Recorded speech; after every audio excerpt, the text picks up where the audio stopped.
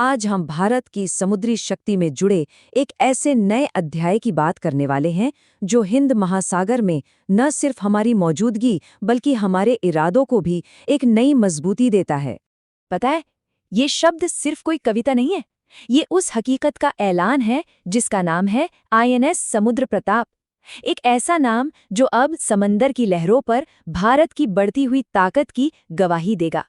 तो चलिए समझते हैं कि इंडियन नेवी के बेड़े में शामिल हुआ ये नया मेंबर आखिर है क्या और क्यों इसका आना इतना इतना अहम माना जा रहा है। तो देखिए, अभी हाल ही में डिफेंस मिनिस्टर श्री राजनाथ सिंह जी ने गोवा में आईएनएस समुद्र प्रताप को फॉर्मली इंडियन नेवी को सौंपा। और ये सिर्फ कोई सेरेमनी नहीं थी, ये तो भारत की डिफेंस तैयारियों में एक नया चैप्टर था। तो समुद्र प्रताप असल में है क्या? ये एक एडवांस्ड नेवल सपोर्ट वेसल है।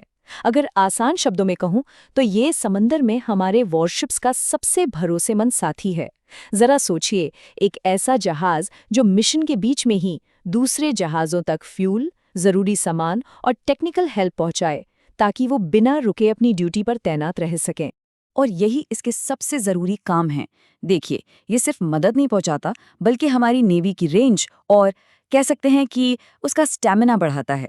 लंबे मिशंस पर जहाज़ों को वापस पोर्ट पर आने की ज़रूरत ही नहीं पड़ती क्योंकि समुद्र प्रताप उनके लिए एक तरह का चलता फिरता बेस बन जाता है। और यही वो कैपेबिलिटी है जो हमारी नेवी को हर हाल में मिशन रेडी रखती है और आत्मनिर्भर भारत की सोच को समंदर में हकीकत बनाती है। तो सवाल ये उठता है कि आखिर इस जहाज़ का स्ट्रेटेजिक इम्पोर्टेंस क्या है? मतलब क्यों इसकी तैनाती को इतनी गंभीरता से लिया जा रहा है?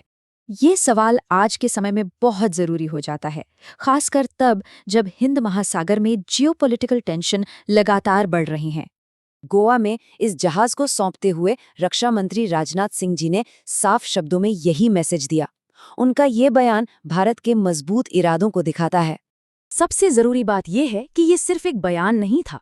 नहीं, ये 140 करोड़ भारतीयों की उस फीलिंग को आवाज देता है जो अपनी सेना पर पूरा विश्वास करते हैं। ये एक भरोसा था कि देश की समुद्री सीमाएं बिल्कुल सेफ हाथों में हैं।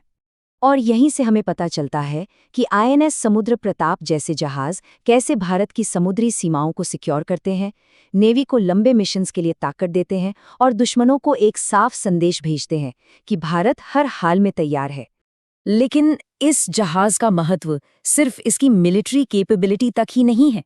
नहीं, ये सिर्फ एक सैन्य उपकरण नहीं है, बल्कि ये प्रेरणा का एक नेशनल सिंबल भी है। ये सिर्फ लोहे से बना एक ढांचा नहीं है जो समंदर की लहरों पर तैरता है, बल्कि ये भारत के आत्मनिर्भर डिफेंस के संकल्प का एक जीता जागता सबूत है।